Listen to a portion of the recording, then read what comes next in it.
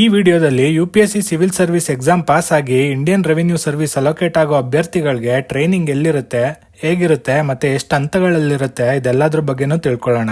Indian revenue service ತುಂಬಾ ಜನಕ್ಕೆ ನಿದ್ದೆ ಕೆಡಿಸುವಂತ ಸರ್ವಿಸು. UPSC ಎಕ್ಸಾಮ್ ಪಾಸ್ ಆಗಿ ಮಿಡ್ ರ್ಯಾಂಕ್ಸ್ ತೆಗೆಯೋ ಅಭ್ಯರ್ಥಿಗಳಿಗೆ ಈಸಿಯಾಗಿ ಸಿಗುವಂತ ಸರ್ವಿಸು. ಈ ಸರ್ವಿಸ್ ಅಲ್ಲಿರೋ ಆಫೀಸರ್ಗಳೇ ಮುಂದಿನ ವರ್ಷದ ಪರೀಕ್ಷೆಯಲ್ಲಿ ಬೇರೆ ಅಭ್ಯರ್ಥಿಗಳಿಗೆ ಸೀರಿಯಸ್ ಕಾಂಪಿಟೇಟರ್ಸು. ಯಾಕಂದ್ರೆ ಈ ಸರ್ವಿಸ್ ಸಿಕ್ಕಿರೋರು ಟ್ರೈನಿಂಗ್ ಅಲ್ಲಿ ಇದ್ಕೊಂಡೆ IAS, IPS ಅಥವಾ IFS ಆಗೋಣ ಅಂತ ಮತ್ತೆ ಅಟೆಂಪ್ಟ್ ಕೊಡ್ತಿರ್ತಾರೆ. ಜೊತೆಗೆ ಬೇರೆ ಎಲ್ಲ ಸರ್ವಿಸ್ ಕಂಪೇರ್ ಮಾಡಿದ್ರೆ ಜಾಸ್ತಿ ಪರ್ಸನಲ್ ಟೈಮು ಮತ್ತೆ ವರ್ಕ್ ಲೈಫ್ ಬ್ಯಾಲೆನ್ಸ್ ಇರುವಂತ ಸರ್ವಿಸು. ಆದ್ರೂ ಈ ಸರ್ವಿಸ್ನ ಬಿಡ್ತಿರೋರ್ ಸಂಖ್ಯೆ ಜಾಸ್ತಿ ಇದೆ. ಇಷ್ಟೆಲ್ಲ ವಿಶೇಷತೆ ಇರೋ ಸರ್ವಿಸ್ದು ಟ್ರೈನಿಂಗ್ ಹೇಗಿರುತ್ತೆ ಅಂತ ತಿಳಿಸ್ಕೊಡೋದು ನನ್ನಂತ ಯೂಟ್ಯೂಬರ್ಸ್ ಕರ್ತವ್ಯ ಆಗುತ್ತೆ. ಟ್ರೈನಿಂಗ್ ಟೈಮಲ್ಲಿ ಇಂಡಿಯನ್ ರೆವಿನ್ಯೂ ಸರ್ವಿಸ್ ಸಿಕ್ಕಿರೋ ಅಭ್ಯರ್ಥಿಗಳನ್ನ ಆಫೀಸರ್ ಟ್ರೈನೀಸ್ ಅಂತ ಕರೀತಾರೆ.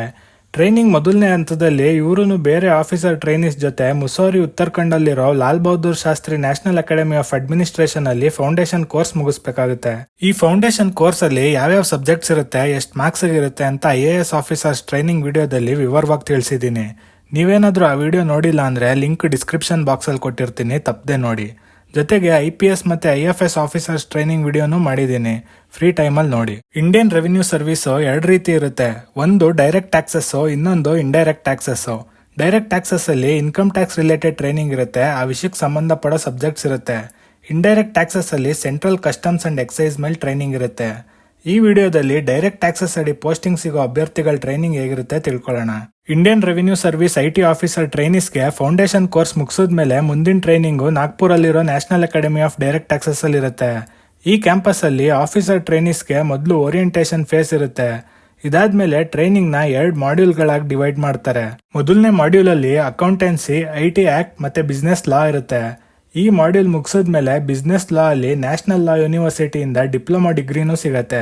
ಎರಡನೇ ಮಾಡ್ಯೂಲ್ ಅಲ್ಲಿ international taxation, search and seizures, ಈ ರೀತಿ ಕಾಂಪ್ಲಿಕೇಟೆಡ್ ಟಾಪಿಕ್ಸ್ ಮೇಲೆ ಟ್ರೈನಿಂಗ್ ಇರುತ್ತೆ. ಈ ಟ್ರೈನಿಂಗ್ ಮಧ್ಯೆನೆ ಸ್ಪೋರ್ಟ್ಸ್ ಮೀಟು, ಕಲ್ಚರಲ್ ಮೀಟು ಮತ್ತೆ ಬೇರೆ ಎಕ್ಸ್ಟ್ರಾ ಕರಿಕ್ಯುಲರ್ ಆಕ್ಟಿವಿಟೀಸ್ ಕೂಡ ಇರುತ್ತೆ. NADT ಕ್ಯಾಂಪಸ್ ಅಲ್ಲಿ ಒಳ್ಳೆ ಸ್ಪೋರ್ಟ್ಸ್ ಕಾಂಪ್ಲೆಕ್ಸ್ ಕೂಡ ಇದೆ. ಇದಕ್ಕೆ CC ಗಣಪತಿ ಸ್ಪೋರ್ಟ್ಸ್ ಕಾಂಪ್ಲೆಕ್ಸ್ ಅಂತ ಕರೀತಾರೆ. ಇದಾದ್ಮೇಲೆ IRS ಆಫೀಸರ್ ಟ್ರೈನೀಸ್ಗೆ ವಿಧವಾದ ಅಟ್ಯಾಚ್ಮೆಂಟ್ಸ್ ಇರುತ್ತೆ.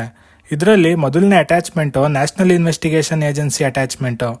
ಈ ಅಟ್ಯಾಚ್ಮೆಂಟ್ ಅಲ್ಲಿ ಆಫೀಸರ್ ಟ್ರೈನೀಸ್ಗೆ ಇನ್ವೆಸ್ಟಿಗೇಷನ್, ಸರ್ವೇಲೆನ್ಸ್ ಮತ್ತೆ ಎನ್ಕ್ವೈರಿ ಹೇಗ್ ಮಾಡೋದು ಅಂತ ಹೇಳ್ಕೊಡ್ತಾರೆ. ಎರಡನೇ ಅಟ್ಯಾಚ್ಮೆಂಟ್ ಪಾರ್ಲಿಮೆಂಟರಿ ಅಟ್ಯಾಚ್ಮೆಂಟ್ ಇರುತ್ತೆ. ಇಲ್ಲಿ ಮಿನಿಸ್ಟ್ರಿ ಲೆವೆಲ್ ಟ್ರೈನಿಂಗ್ ಇರುತ್ತೆ. ಇದಾದ್ಮೇಲೆ ಟ್ರೆಕ್ಕಿಂಗ್ ಅಟ್ಯಾಚ್ಮೆಂಟ್ ಇರುತ್ತೆ. ಟ್ರೆಕ್ಕಿಂಗ್ ಆದ್ಮೇಲೆ ಆನ್ ದ ಜಾಬ್ ಟ್ರೈನಿಂಗ್ ಇರುತ್ತೆ.